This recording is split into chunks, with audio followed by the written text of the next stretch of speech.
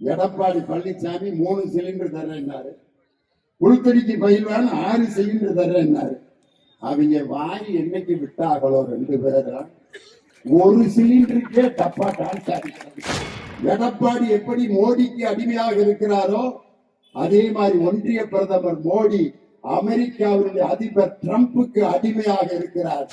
என் தலைவர் வெற்றி மாலையோடு கையில வந்துகிட்டு இருக்காரு. எடப்பாடி பழனிசாமி இளவு மாலையோட வந்துகிட்டு இருக்காரு.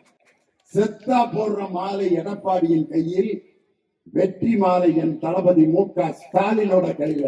டயா பூஸ்டர் சுகரை கண்ட்ரோல் பண்ணும், உங்க ஆரோக்கியத்தை மீட்டு தரும். சர்க்கரையை கட்டுப்படுத்துறதுக்கான எளிமையான வழிமுறை, இயற்கையான வழிமுறை. அனைத்து மருந்து கடைகளிலும் கிடைக்கும். புரட்சிகர முதலமைச்சர் நம் தளபதி மு.க. ஸ்டாலின் ஆம்பளை கொடுத்திருந்தா என்ன ஆகியிருக்கேன்.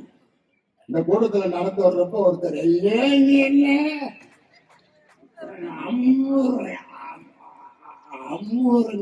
துப்பாக்கியை தூக்கி வீரத்தை ஒரு பெண்ணால் காட்ட முடியும் என்று நிலைநாட்டி பெண்ணுக்கு வீரத்தை வழங்கிய தலைவர் நம் தளபதி மு.க. ஸ்டாலின் என்ற தலைவர். ஒரு பெண்ணுக்கு அழகு சந்தோஷம், சுமங்கலியா இருக்கிறது சந்தோஷம். அதை விட பெரிய சந்தோஷம் அறிவாக ஒரு பெண் இருந்தால்தான் அந்த பெண் அழகாக இருப்பாள். அறிவுதான் ஒரு பெண்ணுக்கு அழகு அப்படின்னு தாய்க்கு சரஸ்வதியை உருவாக்கியவர் நம் தளபதி மு.க. ஸ்டாலின். உரிமை தொகை கொடுத்து லட்சுமியை உருவாக்கியவர் நம் தளபதி மு.க. ஸ்டாலின். வீரத்தை கொடுத்து பார்வதியை, துர்கா தேவியை உருவாக்கியவர் நம் தளபதி மு.க. ஸ்டாலின். அப்படிப்பட்ட ஒரு தலைவர் இல்லையா? ஆனா இன்னைக்கு எதிர்கட்சி தலைவர் எடப்பாடி பழனிசாமி ஊரா போய் லேங்கி வைக்கிறார். பச்சை கலர் பஸ் எடுத்துக்கிட்டு ஏன்றைக்கு நாங்கள் அதிமுகவுடைய தேசிய ஜனநாயக கூட்டணி ஆட்சிக்கு வந்தால் வருஷத்துக்கு 3 சிலிண்டர் நாங்கள் இலவசமாக கொடுப்போம் அப்படின்னாரு. இன்னொருத்தர் புழுத்தடிக்கு பயில்வாங்க. இப்ப டெல்லியில விசாரணை இருக்காரு. அவரு நாங்க 6 சிலிண்டர் கொடுப்போம். அன்னபூரணி சீர் வழங்கும் திட்டம். இன்னும் கொஞ்ச நாள் கழிச்சு ஒரு திட்டத்தை அறிவிப்பாரு. எல்லாம் அறிவிக்கிறாங்க. முப்பாட்டன் தாத்தா வழங்கும் ஃப்ரீசர் பாக்ஸ் திட்டம் அப்படின்னு ஒண்ணு அறிவிப்பார். மக்கள் எல்லாம் செத்து போனால் ஃப்ரீசர் பாக்ஸுக்கு ஊரா அலைகிறாங்க. ஒவ்வொரு வீட்டுக்கும் ஒரு ஃப்ரீசர் பாக்ஸ் நாங்கள் கொடுப்போம். ஏன்னா இங்கதான் வரப்போறது இல்லையே, எதையாவது சொல்லி விடுவோம்னு சொல்லிட்டு இருக்காங்க. எடப்பாடி பழனிசாமி 3 சிலிண்டர் தர்றேன்னாரு.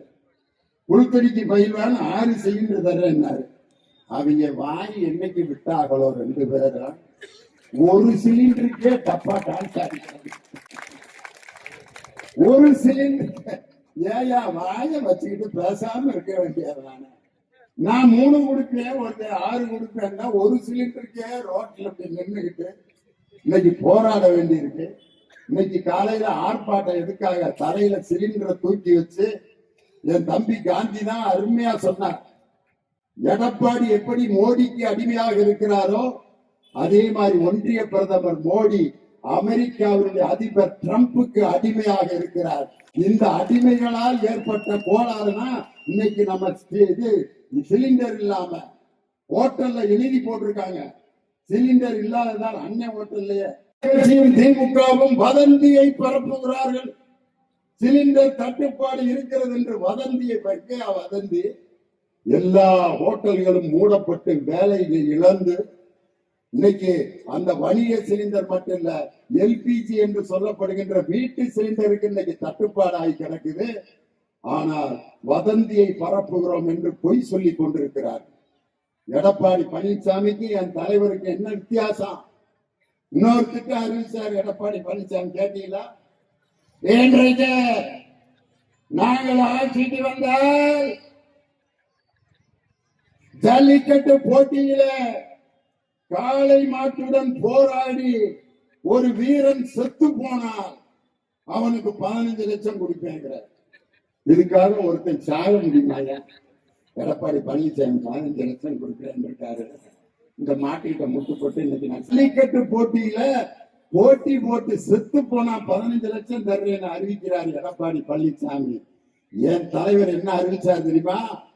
ஜல்லிக்கட்டில் போட்டியில் வெற்றி பெற்று அந்த காளை அடக்கிய சிறந்த வீரனுக்கு அரசாங்கத்தில் வேலை கொடுப்பேன் என்று சொன்ன தலைவர் எப்படி? என் தலைவர் வெற்றி மாலையோடு கையில வந்துகிட்டு இருக்காரு. எடப்பாடி பழனிசாமி இளவு மாலையோட வந்துகிட்டு இருக்காரு. செத்தா போடுற மாலை எடப்பாடியின் கையில், வெற்றி மாலை என் தளபதி மு.க. ஸ்டாலினோட கையில. இன்னொருத்தர் ஜல்லிக்கட்டு மாட்டை எப்படி அடக்குவேன்னா, பாக்கெட்ல 2 புல்லு பாக்கெட் எடுத்துட்டு போவேன். அந்த ஜல்லிக்கட்டு மாடு இப்படியே மண்ணை புரட்டிக்கிட்டே இருக்குமா, இவர் அப்படியே ஸ்டைலா பாப்பாராம். 2 புல்லுக்கட்டை கொண்டுட்டு போய் புல்லுக்கட்டு அப்படின்னு அந்த மாடு படுத்துக்கிடுச்சான். பிரதர், இந்த புல்லுக்கட்டு கதையனா எங்கள் மக்கள் கேட்டு ஏமாறுபவர்கள் அல்ல.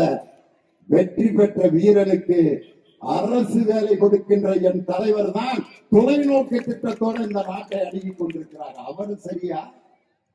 அப்படி நல்லா உட்கார்ந்து இருக்கான். உன் பேர் என்னடான்னு கேட்கிறாரு கணேஷ்.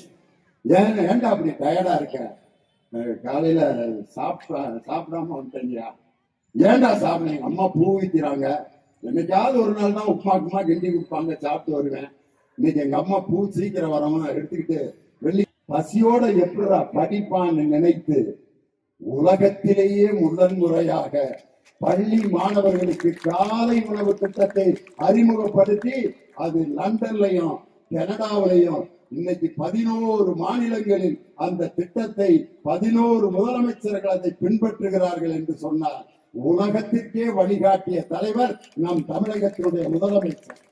காரணம், ஒரு சோறு, ஒரு வாய் சோறுங்கிறது சாதாரண விஷயம் இல்லை. எங்க அம்மா சொல்லுவாங்க, டேய், அவருடைய இறைப்பையையும் பார்த்த ஒரு தாயுமானவரான முதலமைச்சர் முத்துவேல் கருணாநிதி ஸ்டாலின் அவர்கள் தான் மீண்டும் தமிழகத்தின் முதலமைச்சராக பொறுப்பேற்க வேண்டும்.